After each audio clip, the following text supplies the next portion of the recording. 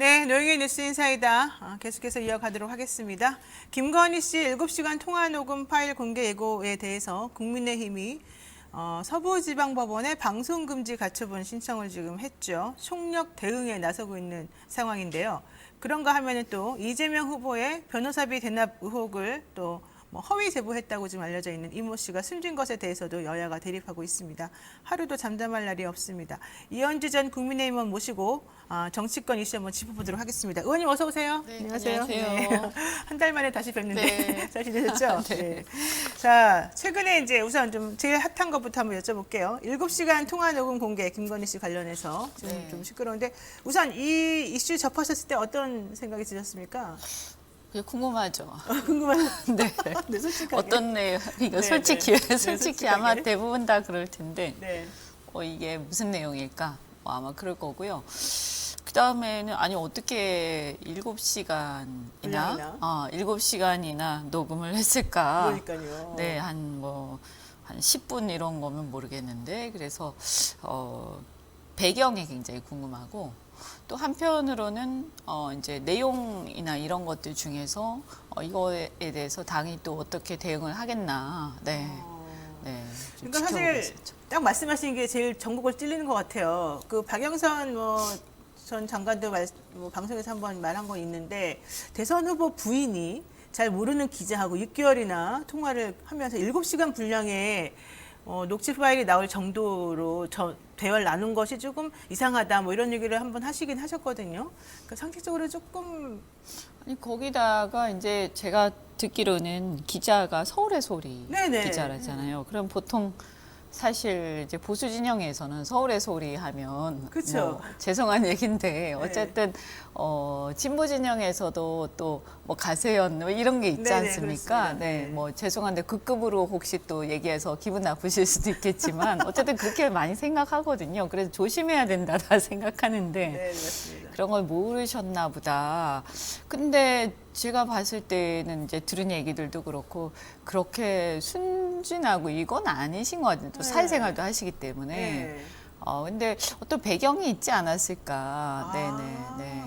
근데 사실 좀 이상한 게요. 지난번에 뉴스버스하고 인터뷰한 것 그때도 보면 사실 왜 뉴스버스 뭐 우리 전혀 죄송한데 모르는- 네, 네. 뉴스버스는 이렇게 알려진 매체는 아니잖아요. 그렇죠. 그죠? 정말 새로 만들어진 매체죠. 그래서 그 당시에. 어쩌면 이제 사실 제가 그냥 이건 제 개인적인 생각입니다만 윤석열 그 후보가 과거에 민주당에서 그러니까 말하자면 문재인 정권에서 추천해가지고 검찰총장을 하셨잖아요. 네, 네. 그래서 아마 그 전부터 관계가 좀 있었나 신분이 아니면 뭐 안면이 있었다든지 그래서 그런 어떤 그 뭐 경계심 이런 게 좀 없었나 네, 그런 생각도 좀 듭니다. 아니면 뭐 좀 오해를 풀고 싶다는 좀 진지한 생각이 있었을 수도 있을 거고. 그러니까 성격이 그때 그 국민의힘 측에서 우리 대선 후보 부인은 상당히 사교적이다 뭐 이런 얘기를 그때 하셨었잖아요. 뭐 적극적이신가 봐요. 이런 걸 보면. 네, 그리고- 본인이 직접 나서서 내가 해명하고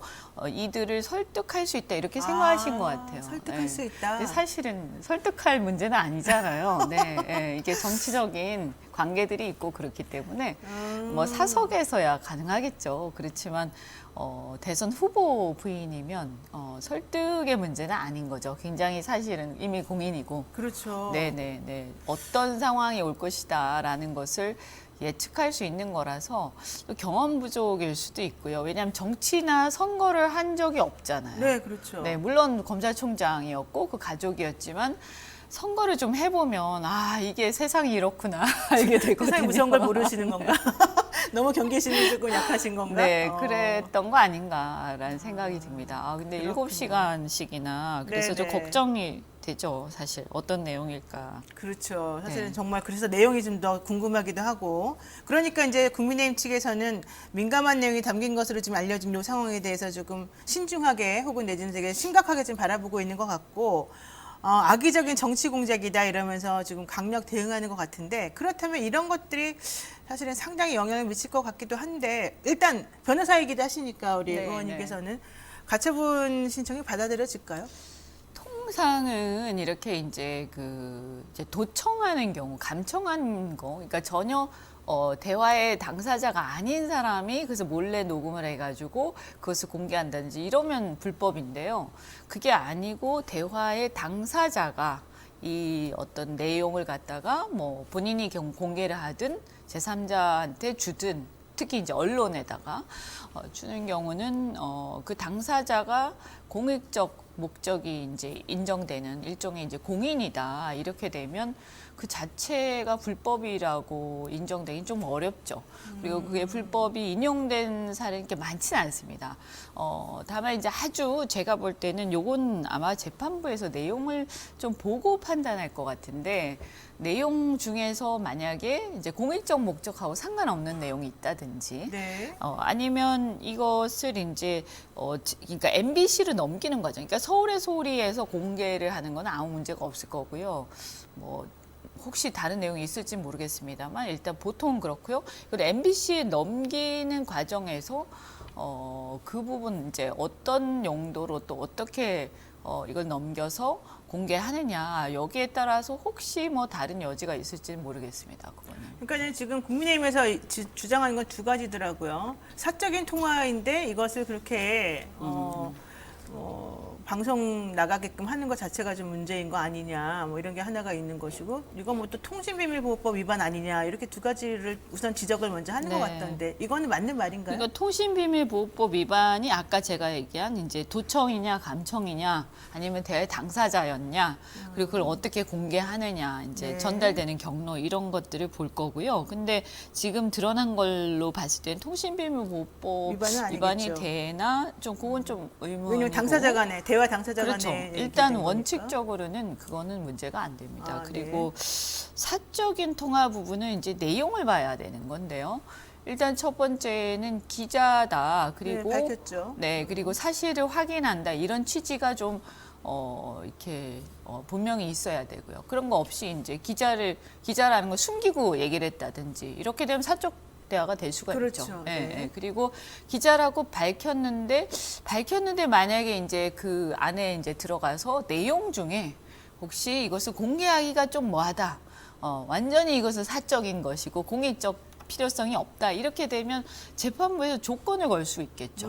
예, 그 부분에 대해서만. 그 자체를 방송 금지를 하는 건 아니지만 이 부분은 빼고 해라든지 뭐 이럴 수는 있습니다. 네. 그러니까 지금 근데 알려진 그 통화 녹음 내용 중에는 예를 들면은 이제 그 김건희 씨랑 국민의힘 측에서 부인하고 있는 부분이 그 A 변호사, 그러니까 예전에 검사였던 A 변호사, 뭐 돈거슬이 났었던 그 변호사와의 관계에 대한 내용이 있다는 그런 거예요. 내용이 예. 있대요? 네. 그러면 이제 그런 부분 같은 경우는 사실 대선 후보 부인이라고 하는 공적 지위를 감안하더라도 별로 공익하고 상관없는 거 아니냐, 이제 이런 얘기를 하는 부분이 네네네. 있어요. 근데 사생활이다 이거죠. 네, 근데 또 한편에서는 그분에 대해서 예를 들면은 해외여행 같이 가면서 무슨 그 최은수 씨, 그러니까 윤석열 후보의 장모가 해외에 가 있던 그분의 가족에게 돈을 보내줬었던 게 있었기 때문에 그 뇌물연이 아니었냐가 한번 문제된 적이 다른 있어서 사건하고 연관이 돼 있는 것이다. 또 그것이. 그것도 공익적 측면에서 또 얘기된 게 있으니까 그걸 기자가 질문한 거고 거기에 대한 답이 있으니까 그것도 공익으로 봐야 된다. 또 이런 질문이 있더라고요. 근데 그런 식으로 좀 연결돼 있으니까 좀 논란이 복잡하겠네요. 좀 있겠죠. 그리고 아마 그런 것들을 아마 재판부에서 판단하지 않을까. 그러니까 전체적으로는 아니더라도 어쨌든 뭐 부분적으로는 조금 뭐 뺄 수도 있지만 하여튼 전체적으로 그렇죠. 다 뭐 못 되는 이 건 아니다. 공익하고 관계가 없으니까 여기에 대해서는 방영을 하지 말고 그걸 빼고 해라든지 아니면 이제 거기 나오는 등장인물들에 대해서 특정을 하지 말라든지 네. 제3자가 또 그럴 수 있잖아요. 그렇죠. 네. 피해를 입을 재산대명예가 수도 또 있고. 네. 훼손되면 안 되니까. 네. 알겠습니다. 자, 좋습니다. 어쨌든 대선 후보 부인으로서 참 여러 가지로 힘들겠네요, 그분은.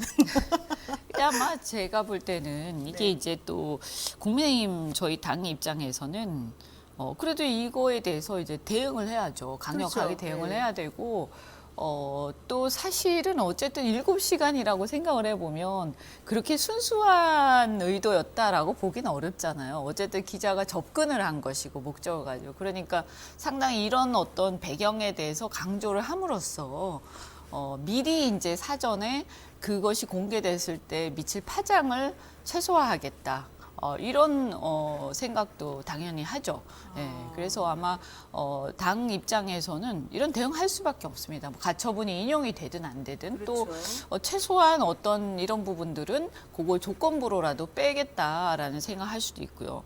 조금 이렇게 의아한 것은 이런 거는 통상 이제 갑자기 공개하잖아요. 그렇죠. 네, 전격적으로. 네, 네. 근데 왜 이렇게 미리 막 예고를 했을까 그렇죠. 하는 건 좀 의문스러워요. 그리고 오마이뉴스 기자가 이제 그 전화 통화를 해가지고 알게 된 내용을 그냥 이렇게 미리 또 기사로 내보내 버린 거거든요, 이게. 네, 그러니까요. 그래서 뭐 다른 뭐 어떤 배경이 있나? 왜 이렇게 그것도 하루 이틀도 아니고 막 한 거의 일주일 전에. 네네.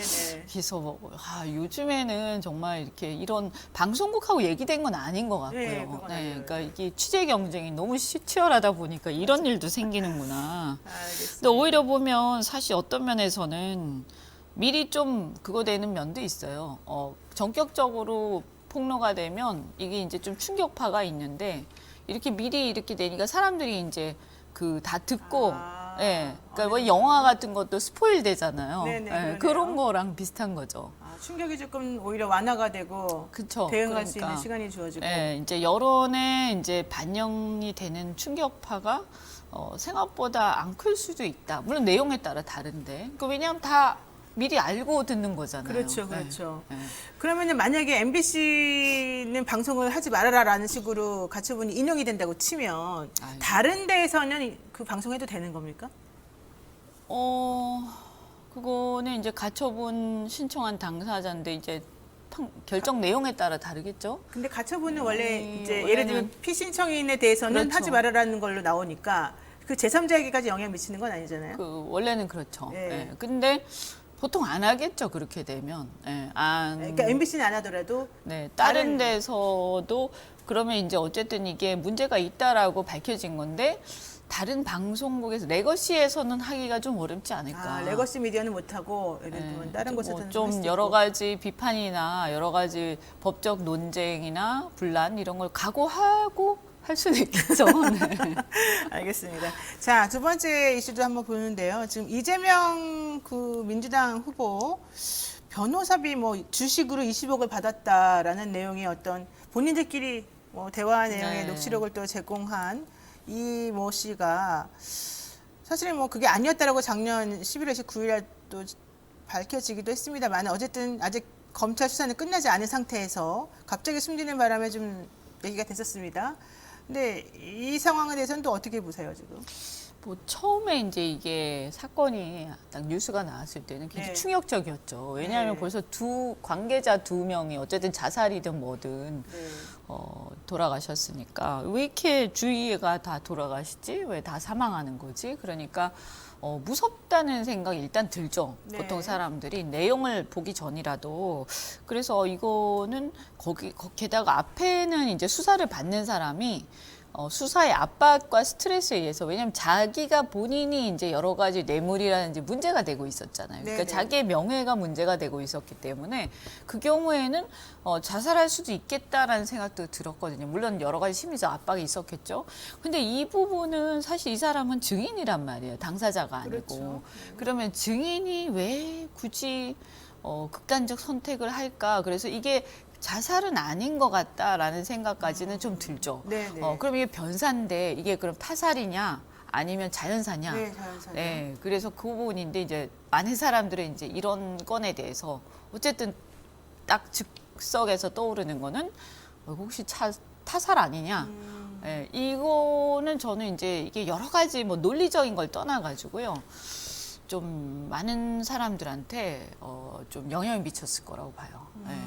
그냥 느낌상 네. 이 뭐지 이런 거거든요. 네, 그냥 딱딱 드는 느낌이 네, 그랬다는 좀 거죠. 안 좋죠. 그리고 뭐 실제로 이게 뭐 수사 결과는 보면 뭐 무슨 지병이 있었다 뭐 네네, 이런 대동맥, 느낌으로 가고 대동맥 있는데 물론 이제 박리파열. 완전히 결론 난 건 아닙니다만 네네.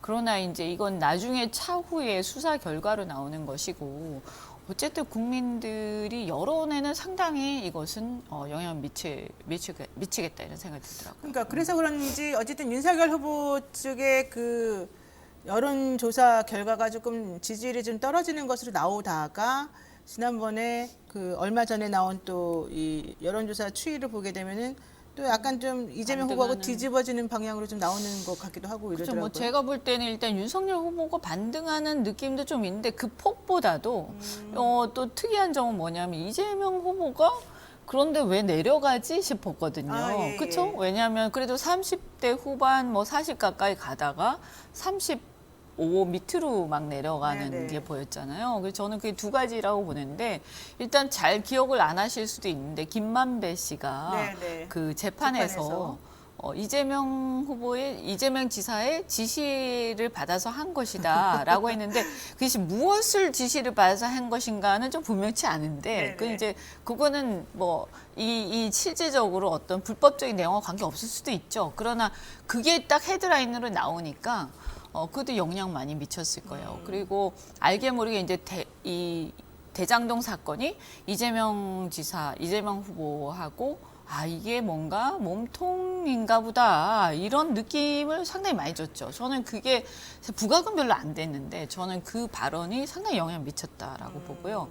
그런 상태에서 이 변사 사건이 발생을 했잖아요. 네. 그래서 저는 그런 일련의 그런 것들이 사실은 상당히 그 지지율 추락하는데 하락하는데 영향을 미쳤을 거라고 보고 윤석열 후보가 뭐 반등하는 거는 사실 여가부 폐지라든지 뭐 이런 것도 있는데 내용보다도 우선은 봉합이 됐잖아요. 그 갈등이. 네. 여가부 폐지 자체는 뭐 어쨌든 그 전에 이수정 위원장 그다음에 또 신지혜 위원장 이런 사람들 영입하면서 벌어졌던 문제들이 다시 해소되는 상황 그 정도고 어쨌든 당이 분란이 막 일어나면서 저래가지고 선거를 치르겠느냐 했던 네네. 것이 이제 봉합이 됐으니까 지지층이 결집하는 그런 게 있겠죠. 그래서 네. 제가 볼 때는 어쨌든 한 30%, 그러니까 그 전에 20% 후반까지 내려갔다가 네. 30% 초반 정도로 회복되는 힘은 있었다. 이 반등하는 여러 가지 사건들이. 근데 다 그것보다도 저는 이 악재, 이재명 후보의 악재에 대한 반사 이익도 좀 있는 것 같습니다. 그렇군요. 네. 근데 또 여기 또 한편으로는 송영길 그 민주당 대표가 네. 이재명 후보는 네네. 뭐 또 문재인 뭐 정부에서 탄압을 받았다고. 네, 탄압받았다. 이 발언이 사실은 또 좀 영향을 미쳤을 건데 그래요. 이런 발언도 하긴 하더라고요. 그것도 저는 영향을 미쳤을 거라고 보는데 왜냐하면 이재명 후보 지지율이 그래도 30%, 그러니까 40 가까이 막 가고 있었는데 네, 갑자기 그리고 또. 거의 이제 결집이 다 돼서 이건 튼튼하게 안 내려간다. 이제는 다 반영이 돼서 이렇게 생각했는데 이번에 쑥 내려가는 걸 보고 그러면 친문 세력들이 여론조사에 약간 사보타지하고 있나? 약간 네. 그런 생각도 들었어요. 네. 제가 이렇게 보면 어쨌든 이 친문 세력이 아직 결집이 잘 안 된 것 같아요. 그리고 이낙연 이낙연 전 대표. 후보도 네, 하고. 사실은 손을 잡긴 했는데 또 최근에 잘 안 나오시잖아요. 네, 잘 등장을 잘 안 하시잖아요. 네네. 그러니까 아직까지 그리고 호남의 지지율을 봐도 결집이 다 안 된 것 같다. 근데 우리 입장에서 보면 이 호남의 지지율은 사실은 막판 한 2, 3주 남겨놓고 결집합니다. 그렇죠. 항상. 뭐 그래서 지금 당장은 또 반영이 네, 안 되더라도. 항상 보면 한 60%를 못 넘어요. 한 30%를 남겨놓고 있어요. 그 30%들은 저는 이제 어떤 면에서는 호남 특유의 어떤 협상력을 극대화하는 그런 걸로 이제 남겨놓고 있다 항상. 그래서 막판에 한 달에서 한 2주 정도 남겨놓고 네. 그때 가서 될 만한 후보 중에서 가장 자신들한테 이렇게 매력적인 후보한테 확 쏠리는 경향이 있어요. 그러니까 그렇군요. 90% 정도 나온다고 가정하고 우리는 대응해야 된다고 생각합니다. 그렇군요. 네, 또 이제 한번 얘기를 해보겠습니다. 지금 공천 관련해서 이준석 대표하고 국민의힘에 이제 그 선대위 권선동 전 사무총장하고 좀 약간 좀 문제가 있었다 이런 얘기가 나오다가 네. 또 좀 갈등이 봉합됐다라는 뉴스가 어제 또 보도가 됐더라고요. 네. 그런데 의원님께서 이런 얘기를 하셨어요. 여야 모두 건세를 휘두르고 한 자리 하려고 지금 혈안이 된 것 같다. 뭐 이런 얘기를 하시면서 네. 그 연장선상에서 조금 이 평가를 좀 해주신 거가 있는 것 같은데. 사실 그 대선하고 같이 치르는 보궐선거잖아요. 네네. 근데 그 보궐선거 공천을 가지고 싸우는 순간 저는 굉장히 이것은 위험하다. 아, 위험하다. 예.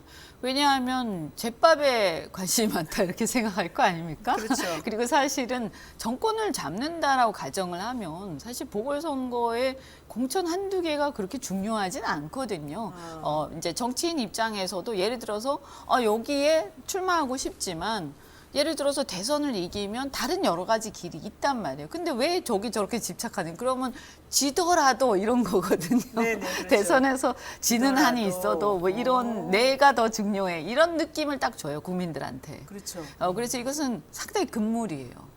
딱 이걸로 싸우는 순간 저 사람들은 대선은 지더라도 이렇게 되거든요. 그렇죠. 그래서 그건 치명적이고 특히 이렇게 좀 책임 있는 사람들이 거기에 눈독 들이는 느낌을 주는 것은 정말 제밥에 관심이 있다 이런 생각을 줄 수가 있고 또 특히 제가 그 얘기를 한 배경은 최근 들어서 포퓰리즘 공약을 막 쏟아내고 있는데 네네. 여야 공이 양쪽 다. 네, 그런데 어떤 느낌을 주냐면 포퓰리즘도 포퓰리즘 나름이다라고 저는 생각하는데 이게 밑도 끝도 없이 맥락도 없이 막 쏟아내요. 그 무슨 어떤 배경이 있고 어떤 논의가 있다가 그 배경 속에서 포퓰리즘 성격이라도 공약 내놓는 게 아니라 갑자기 막 쏟아내는데 이게 그 예산에 대한 검토도 없는 것 같고 네네. 그다음에 그럼 이게 그러면 여기에 배경이 되는 정신이 뭐냐 어떤 아젠다나 담론이 있느냐라고 했을 때 이게 대선인데 명색이 이게 지자체 선거는 아니지 않습니까? 그렇죠. 근데 예. 이런 국가의 운명과 방향을 결정하는 선거에서 시대 정신이나 이런 어떤 담론에 대한 논쟁은 하나도 없고 그냥 자잘한 어떤 포퓰리즘 공약이 막 난무를 하고 있으면 이거는 제가 볼 때는 그러면 이분들, 이 관계자들이 과연 지금 대한민국의 미래와 우리가 처한 상황에 대한 심도 깊은 고민 이런 게 과연 있느냐 그런 상태에서 보궐선거에 제밥에만 눈이 어둡다? 이거는 정말 국민이 봤을 때 이게 잘못하면 심판 대상이 된다. 네. 그런 얘기죠. 그러면 홍준표 의원도 예를 들면 뭐 병사 월급 200만 원 주겠다. 네. 이런 얘기한 거에 대해서 그거 그건 좀 헛소리다. 이렇게 말씀하신 것도 같은 맥락에서 좀 네, 판단해 저도 봐야 되네요. 거기서 아마 그 글 쓰면서 비판한 것 같은데 병사 월급 200만 원, 그러니까 병사들이 고생을 하고 사병들 그래서 사병들한테 일정한 어떤 보상을 더 줘야 된다. 혹은 그 시간이 기회비용이 크기 때문에 모병제로 단계별 전환해야 된다. 저는 이 시각에 대해서는 동의를 합니다. 네네. 근데 문제는 뭐냐면 사병 200만 원 이건 어마어마한 거거든요. 그렇죠. 네. 그러면 그럴 재원 바에는 마련. 사실 네. 모병제로 단계별 전환하는 게 맞고요. 그러면서 직업군인들한테 제대로 보상해 주는 게 맞죠. 우리가 전체적으로 보더라도. 근데 거기다가 이게 돈이 한 5조 정도 들어가는데 이 대책이 전무하고 사실 이렇게 200만 원씩 주게 되면 또 문제가 뭐냐면 그러면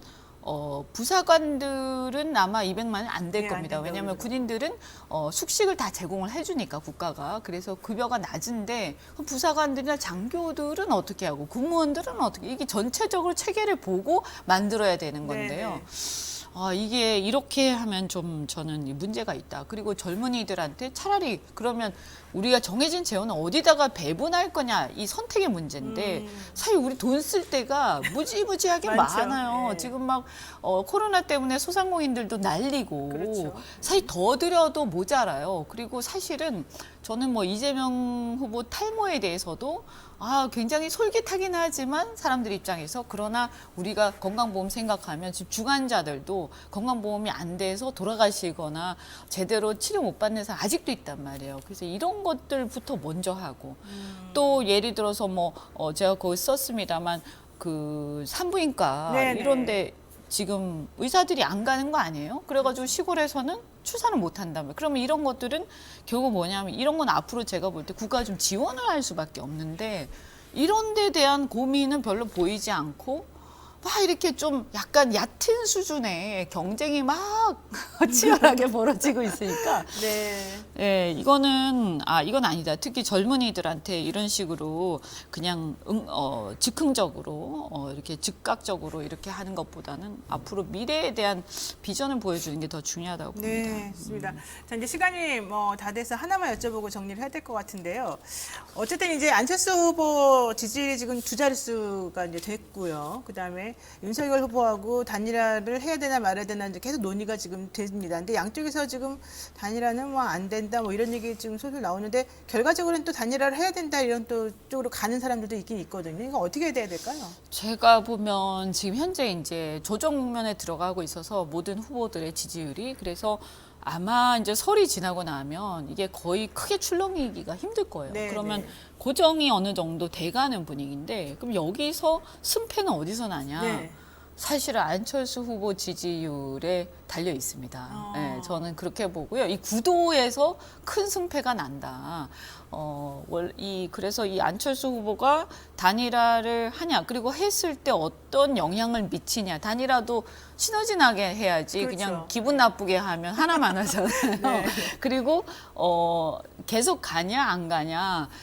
특히 안철수 후보 같은 지금같이 양쪽 후보에 대한 어떤 비호감도 큰 대선에서는 안철수 후보가 하기에 따라서는 사실은 당선될 수도 있는 삼자 구도로 계속 갔을 때. 근데 이분이 이제 상당한 어떤 임팩트를 발휘를 해야 되는 거죠. 전제 조건이. 그렇죠. 네, 그래서 그런 가능성이 있는 구도예요. 근데 여기서 이제 어떻게 누구 손을 어떻게 들어주고 아니면 계속 가느냐 이게 큰 구도를 바꾼다. 근데 사실은 단일화를 여러 번 해서 지금 철수했다는 비판을 받고 있기 때문에 안철수 후보는 그동안 많이 당했다 이렇게 생각할 거예요. 그래서 단일화해서 남 손 들어주고 자기한테 아무것도 남지 않는 그런 행위는 안 할 것이다.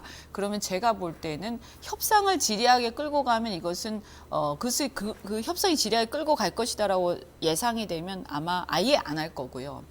지금 같은 경우 15% 이미 넘었다고 보고 안 넘었다 하더라도 사실은 이 정도면 제가 볼 때는 표를 까면 15% 넘습니다. 아, 그래요? 제가 예상할 때는. 왜냐하면 예전에도 총선 때도 그런 적이 있었는데 뭐 10% 이랬는데 막상 까보니까 27% 이랬잖아요. 네, 그랬죠. 예, 네. 그래서 이게 막판 되면서 양쪽이 싫은 사람들이 몰릴 가능성도 있어요. 그래서 저는 15%는 어쨌든 넘을 것이다. 그러면 이분이 꼭 해야 되는 건 아니에요.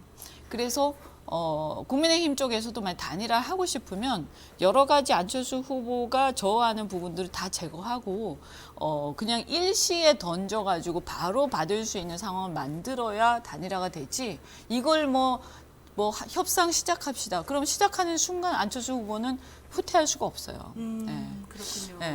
그래서. 그러면은 어쨌든 향후에 그 지지율이 관건이 될 것이고 결과적으로 이번에 또 철수하는 것은 상당히 본인에게 타격이 될 것이기 때문에 뭐 정치 생명이 이제 위태롭죠. 네, 아직까지는 뭐 끝난다고 봐야죠. 좀 신중하게 접근할 수밖에 없다. 네, 네. 여기까지 정리해야 될 것 같습니다. 네, 오늘 이현주 전 국민의힘 의원하고 함께했습니다. 오늘 말씀 여기까지 듣겠습니다. 고맙습니다. 고맙습니다. 네.